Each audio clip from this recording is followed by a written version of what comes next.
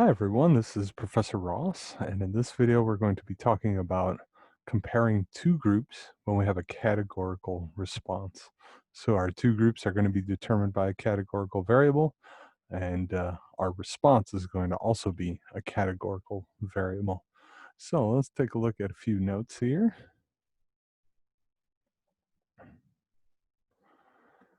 And here we go.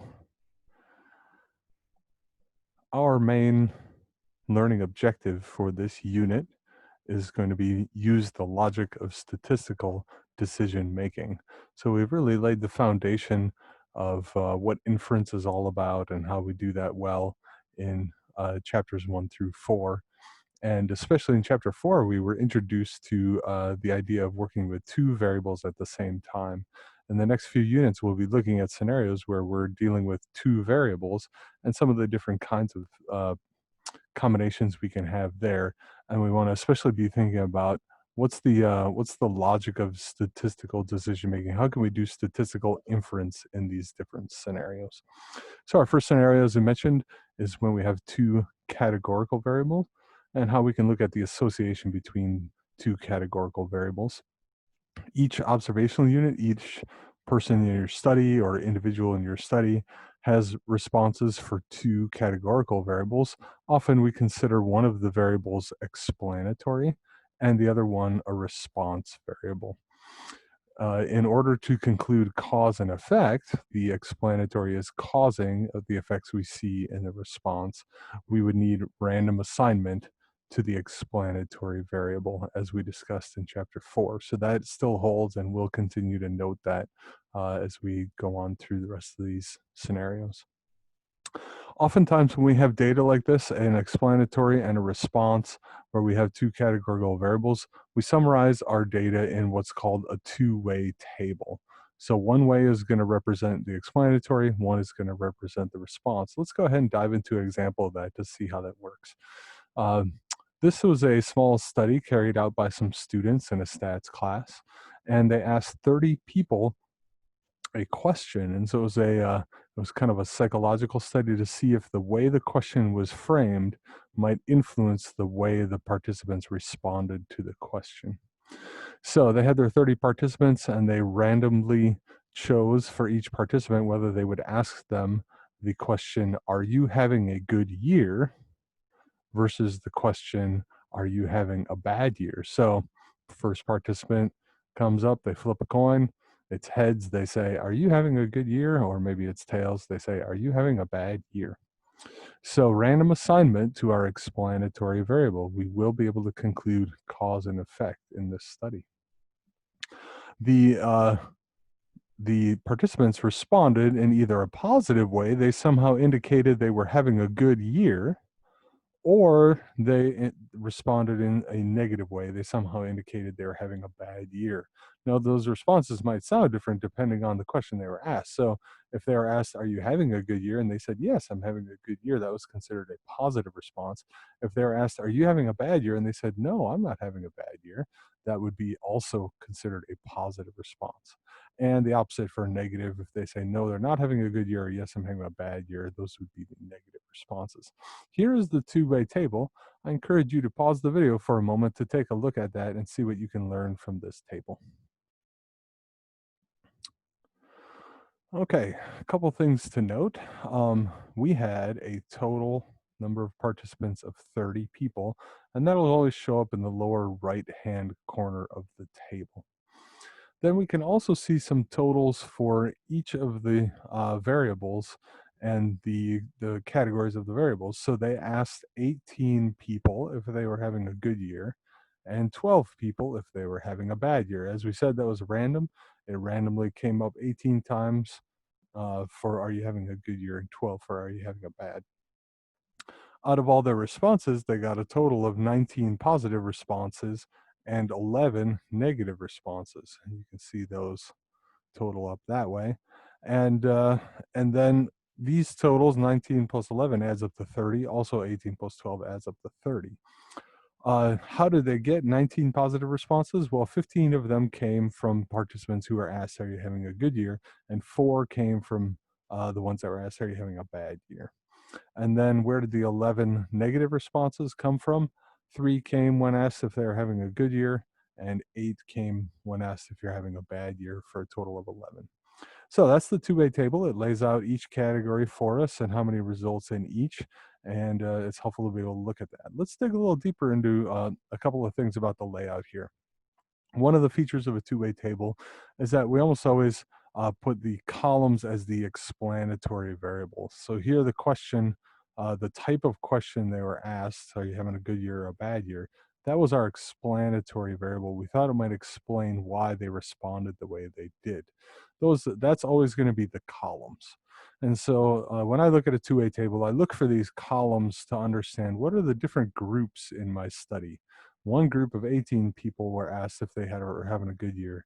One group of 12 people were asked if they're having a bad year. Then the rows are the way that those participants responded. So a positive and a negative response are what we're seeing in the rows. Um, is the table useless if you switch those around? No, it'll still be useful, but it'll just be confusing to most people who are used to looking at two-way tables with columns as the explanatory variable, including me. If you show me a two-way table that has the rows as the explanatory, I'll get all confused. One of the key things that we want to examine and think about is what we call the conditional proportions. Now, this is related to the idea of proportion of success that we talked about with a single categorical variable. We're still looking at proportions of success. And here it probably makes the most sense to consider a positive response a success. And almost always we put our success as our top row. What do we mean by conditional proportions? We mean the proportion of success for each condition of the explanatory variable. So, what was the proportion of success for the good year question people? And likewise, what was the proportion of success for the people who are asked whether they're having a bad year? Let's try calculating these conditional proportions. I'll do the good year first, and I'll give you a chance to try out the bad year. So for the good year, the proportion of success is the number of successes, 15, out of the total number of people who are in that condition, 18. So it's 15/18. And if you grab your calculator, you'd see that turns out to be about 0.833. So proportion of success, here's success out of total. Why don't you pause the video and try that for bad year?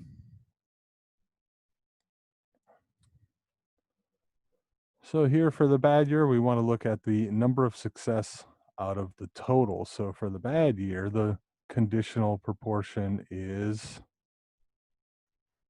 4 out of 12, which turns out to be 1/3, 0.333. All right, so why are these helpful? Why is this more useful to look at this rather than just simply how many successes, 15 versus 4? Well, the reason why it's more useful to look at the proportions of success is similar as to why we looked at the proportions before, because we can have different size groups. So if I had, for example, if I had 4 instead of 15, let's just say somehow it turned out like that, 4 out of 18 would be a different kind of result than 4 out of 12. It would be a little bit lower, right? So the fact that these two groups are not the same size, 18 versus 12, means we need to look at proportions of success rather than just the counts. That actually turns out to be a really, really important idea that you'll want to keep in mind. We can't simply look at the number in each group because the group sizes might be different.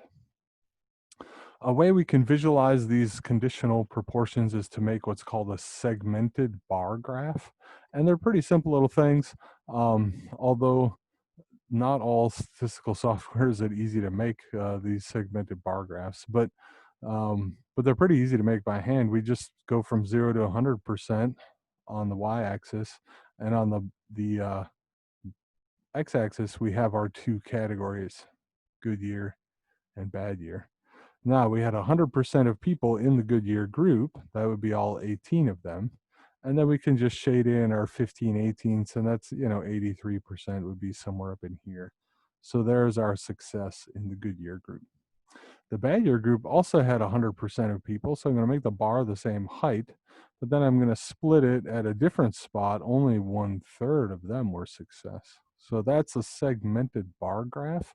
We have segments for both success and failure for each group.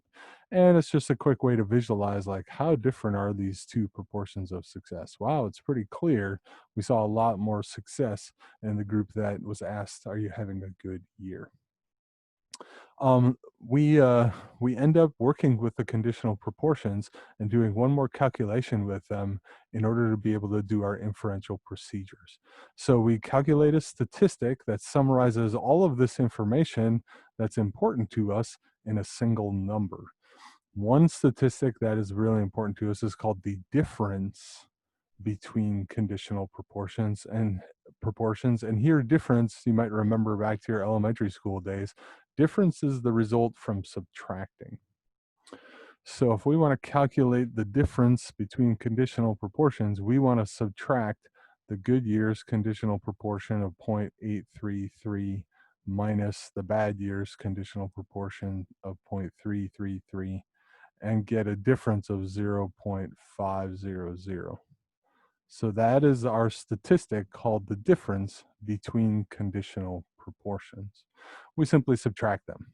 I could have subtracted the other way around and had a negative -0.5. 0.5. Just kind of arbitrary there. A good year was the column on the left, so that's the way I subtracted it. I want to show you the symbol for this statistic. You might be able to guess it. We have conditional proportions. Those are p hats. And we've got a difference between them, so p hat minus p hat. But it would, because I've got, this p hat here and this p hat here, but it would be a little confusing to just call them both p hat because we've got two different conditions with those proportions of success. So somehow I have to indicate that these are two different things, and usually we do it with a subscript. So for example, I might write p hat gy for the good year proportion of success, and p hat by for the proportion of success in the bad year group. And that is the symbol for our statistic, and that's the 0.5. Now, the symbol is a little more complicated than it was earlier with a single variable. We only had a single symbol like p hat. Now we've got two p hats, each with their own subscript and a subtraction. But hopefully this symbol mirrors your understanding of what this statistic is telling us. So for example, p hat is a proportion of success for who? For gy, the good year group. And if you wanted to, you could even write out the whole word good year if you wanted. I just didn't have enough room to write it all out. Similar for that p hat, and then the subtraction is reminding us that we're looking at calculating the difference. What is 0.5 telling us? Well, first off, it's positive. What does a positive result here mean? When I subtract two things and I get a positive number, it means the first one was bigger. So the proportion of success in my good year group was higher than proportion of success in my bad year group. How much higher? 0.5, 50% higher. That's a lot. 50%. We had 50% more positive results when asking if they're having a good year than if we're asking if they're having a bad year. That number, 0.5, 50%, summarizes what's going on of interest to us in all this data. We saw 50% more success in the good year group than in the bad year group. And that's a pretty telling sign that there's something different going on between the two groups. More on that in a moment. Let's talk about relative risk. That's the ratio of conditional proportions. And you might recall back when calculating a ratio, you're dividing two numbers. So here, instead of subtracting, we would be doing good year proportion of success. I'm going to, oops, I didn't leave enough room for p hat here. Proportion of success for the good year divided by proportion of success for the bad year. So here's the symbol for the relative risk. And the calculation would be 0.833 divided by 0.333. And if you punch that in a calculator, you'd see 2.5. Now, 2.5 is what we call the relative risk. It's not a percent, it is how many times bigger the proportion of success is with one group compared to the other. It's how many times bigger proportion of success is for my group that was asked if you're a good year compared to a bad year. In other words, if you're looking for success, you're 2.5 times as likely to see success in my good year group as compared to my bad year group. More than twice as often we saw positive responses there. Once again, that's pretty telling. That's a pretty big difference. 2.5 times as likely to see positive. The reason this is called relative risk is has a lot of connections to medical studies where our quote success was actually contracting a disease or having the medical problem. And so it was looking at how much risk you're at in one treatment group compared to the other. And if we saw a lot higher number here, it meant you're at a lot more risk compared to the other group. So that's kind of where that name comes from. Both of these are giving us insights into the same situation. The two groups turned out pretty differently. One of them is measuring it by looking at the difference in percent, 50% more. The other one is measuring it by looking at how many times more frequently we saw something, 2.5 times as likely to see a positive response. Those both tell a similar story. The groups were really different. How would they have looked if the groups had turned out pretty much the same? Well, if I had seen the same ratio of success in both groups, let's just say instead of 15 18ths, we had 6 18ths. And then our other numbers would have had to change here. This would have been 12, right? What if we had seen this instead? Then let's take a look at our proportion, our difference in conditional proportions here. P hat good year minus P hat bad year would have been a third minus a third. A zero difference. What is that? What would that have been? That would have been if we had seen the same rate of people giving positive responses in both groups, right? If you have the same percent of success in both groups, then the difference turns out to be zero. What would that suggest? That would suggest it doesn't matter if you're asking if that's a good year or a bad year, you're going to get the same kinds of responses. So we say we have no association between the variables, or that's what's indicated, when our difference is closer to zero. If the same thing is happening in both groups, it doesn't matter which group you're in, that's not associated with how you're responding to the question.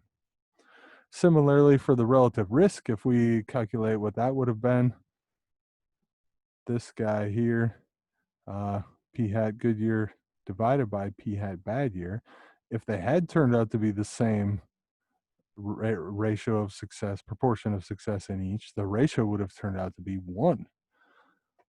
A relative risk closer to 1 suggests the two groups are pretty much the same, suggesting it doesn't matter which group you're in, you're always pretty much responding the same. In other words, the groups don't have anything to do with the way you respond.